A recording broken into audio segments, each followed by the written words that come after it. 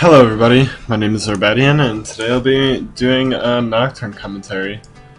Right now, Nocturne is a pretty good jungler. He's not picked too often at the moment. He used to be very famous, especially in the high relos and competitive play. But right now, he's seeing a lack of attention, and I would like to bring that lack of attention to you guys, and hope that I see more of him. Now, why would you play Nocturne? Nocturne has its pros and cons like every other jungler. Nocturne's pros include great clear speeds, tons of damage. he does do an incredible amount of damage, especially with Duskbringer.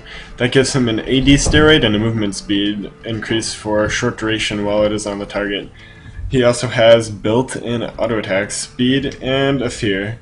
He has built-in sustain with his passive, which is great when you're in the jungle, especially if on like the Wraith comp and the Wolves you get a lot of health from it, seeing as how you get healed more as for the more targets that it hits. The cons, he's not that great he's not the greatest ganker, but he's still great though. Duskbringer's movement speed really does make sure that you're not missing fears from it breaking. The only time that your fear should ever break is if one, it's Nidalee, or two, if they have flash. Those are the only two huge reasons why that your fear doesn't go off, because you do have a spell block for stuns and whatnot. And the second con is he doesn't have escapes from bad engages, so if you do a really bad paranoia into their enemy team, it's really not going to fare out to be too good for you, because you can't just run away. Well, you can sometimes, but not always, so you got to be careful. Next, I'll be going over Nocturne's Masteries, and why I chose these Masteries.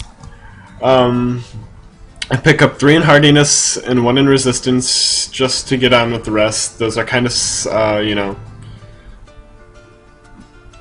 Those are just, crap. I'm looking at the wrong Mastery page on my screen. Sorry. I pick 1 in Summoner's Resolve, 3 in Hardiness, and 2 in Tough Skin, and 2 in Indomitable. What those do, Tough Skin, Hardiness, and Indomitable all increase like your like how long you can stay in your jungle for and how much less damage you'll take from minions in the jungle. And it's a lot, like it really is, especially with your 13 armor from your runes. It just all adds up. The rest is kind of, you know, basic and straightforward. You pick up durability for more health because you are a tanky assassin. You can dive in the backline and have a lot of health. Veteran Scars is nice for the early parts of the game.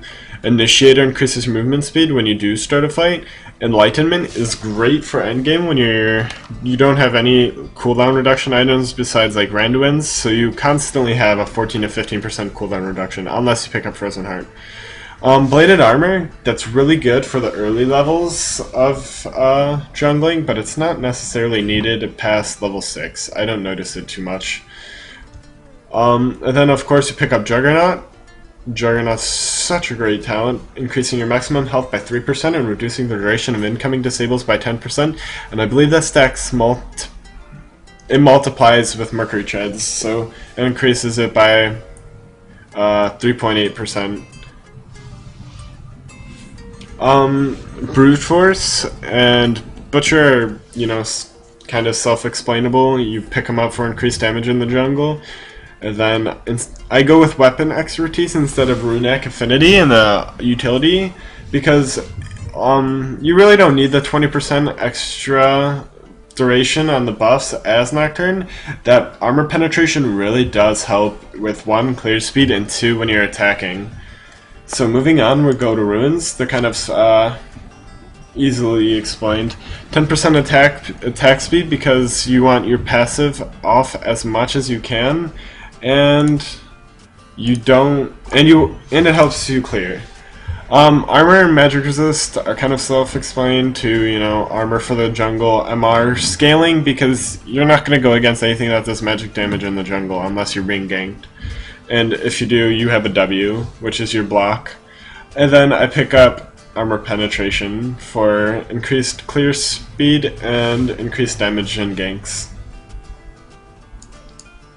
Alright, so I'm going to bring up a LoL replay of one of my matches, and we're just going to go over the beginning early game, because that's where Nocturne kind of is almost, I would say, his weakest.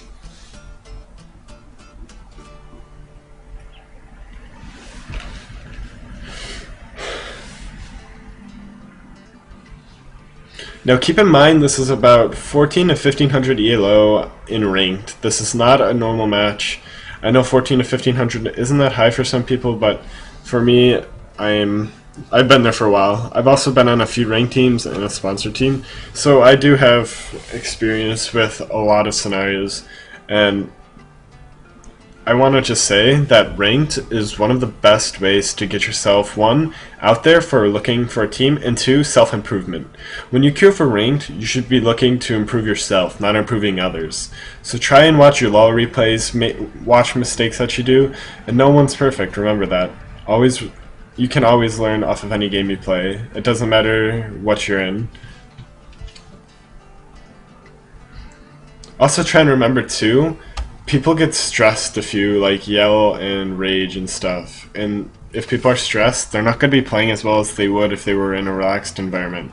So right off the bat, I begin with Boots 3 because that's pretty much the best way to start on Nocturne. You really don't need Club 5, he has Sustain with his passive, which is Serrated Blades, I believe it's called Umbra Blades.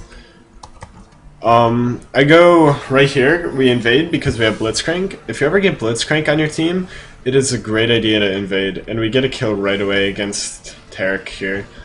So, if you ever get the chance, just go down and ask for an invade if you have Blitzcrank. Rocket Grab is so overpowered at early games. It lets you get ahead, especially if you can grab the hook on someone. Now, the reason we came down from the Tribal Rush is because I kind of figured that Tarek and Ezreal would be hiding around here, and I kind of said, you know, let's go, let's go, let's go. And it turned to pay off, so I was correct. I lead the charge, and we get the grab on the Ezreal. Oh no, Tarek was the other game, sorry. You go around there because, see, Ezreal did not see a thing until about right there. So as soon as he sees Blitzcrank, he's like, shit, get out, get out, get out. And by that time, Rocket Grab, stun, that's one dead Ezreal. 400 gold start is amazing for Nocturne in the beginning. I tell my team to recall, and then I immediately ping, ping, ping, ping, ping to stay. Because we can pick up wolves and whatnot. And potentially another kill. Now make sure you hit every target, every wolf with Duskbringer when you are getting it. I ping and tell Swain to leave one, but my Ember Blades accidentally kills them all. I get the leash of Swain, and yeah. Now you should always ask your bottom lane or top lane, wherever you're at, for a very strong leash. I get a really good leash here, and then you want to smite at 425 health. Or 445, my bad. And right as soon as I get the blue buff, I come down and I try to gank. Now I'm a bit hasty. He ends up seeing me and I just throw Duskbringer out, which is dumb. But what you're gonna do? He's already behind on everyone on the team because everyone either has an assist or a kill. Oh, my bad. And right off the get-go, my duo queue partner dies to Nidalee. I don't know what happened up there, but I was just like, really, man? Really? And I do remember the quote, fucking Nidalee traps are OP. She had like 4 of them. So I normally wait to do red until I have smite up, so I'll go, this is my normal route, is blue, or wolves blue, wraiths, golems red. I pick up Race. I'm still low health, but I'm feeling pretty confident that I can take red buff on because I have level 2 Duskbringer, I have my Fear, and I have Smite up. So it does get pretty close here between me and red buff, but I know that I can do it in the end. Now this video is only going to last until around maybe 7 minutes, just so you can get a gist of how your jungle should start. Because a good jungle start can determine a game. And in solo queue, it is all about winning the early game. If you can win and dominate the early game, then you can successfully win a solo queue match any time of the day. I take this blue. I should have gave it to Swain. That's something I learned from this experience. But yeah, I do believe I ping it for him too. But I don't know. I took it. Yeah, I ping and then I on ping because I don't want him to take it. I'm like, yeah, never mind, never mind. Because I'm already low as it is. And something to note is I knew Maokai was pretty behind in his jungle already, so I wasn't scared of him coming into my jungle and ganking me. But if this was a higher ELO, I would have recalled at the beginning of level 4. But I was confident in my team that they weren't going to let me die in my own jungle. And Umbra Blaze kind of kept me out. So, but stealing someone's blue or red buff can really put you ahead by a level and like 60 to 70 gold. So see, my smite comes up here again, and that's why I try and take golems. After this, I recall, and your normal build order should go something along the lines of Wriggles to Heart of Gold, into a Phage, or Wit's End. If you can buy the Phage or the Phage right away, do it, but if you don't have enough, just grab either the Null Magic Mantle or pick up the attack speed recurve bow. The reason that Wit's End is such a great item on Nocturne is because it gives him magic resist and attack speed, which is vital for a good Nocturne, or Nocturne in general, because attack speed will reduce the cooldown significantly of your passive, and your passive does 120% of your current attack damage. So I come up here, I tell my Darius to apprehend, I'm coming, I'm coming, I'm coming. He gets apprehend. He blows Ignite, the Ignite's down, Crippling Strike comes up after he flashes, I believe. So I know that we get her one of these times. Maybe that's not the time. But see, she had a recall, therefore her missing CS. Her missing CS does put her below schedule. I take Maokai's Wraiths, and wow, I didn't realize how close I was to getting into him. But I leave one wolf up just because I know I'm already ahead of him and I want to keep that advantage. Mind you, something else you should do as a jungler is be keeping timers. I constantly kept timers this match. I knew when their blue was coming up, I knew when my blue was coming up, and most importantly, I knew when my red was coming up.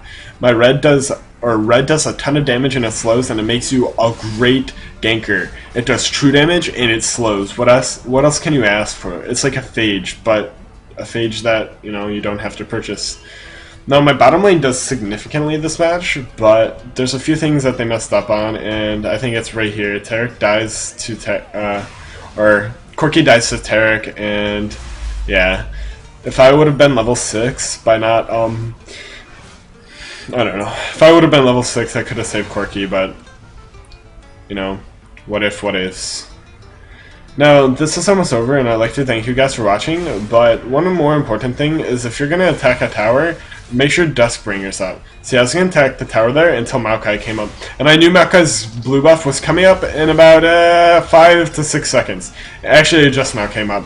So I was trying to poke him down as much as possible to make sure that he wasn't going to try and come to his blue. I run to his blue, and I do believe I die here because Maokai does see it up. I see Maokai coming, and that's why I stopped right there, because I was waiting for someone to come with me, but it didn't happen.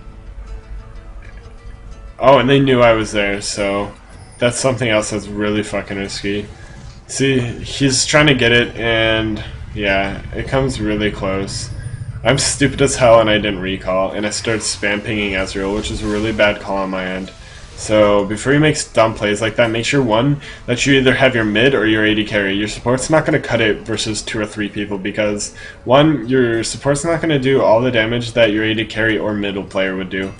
Now, another thing, too, which I won't be getting into in this video, but maybe in another video, is you want to ward for your lanes if they don't have gold, or if they're not warding in general, especially at lower ELOs. Warding can win you the game, so if your team's not warding, do them the favor and ward for them, because that 75 gold is way, way, way more worth than the 300 gold that the enemy team would get from you dying.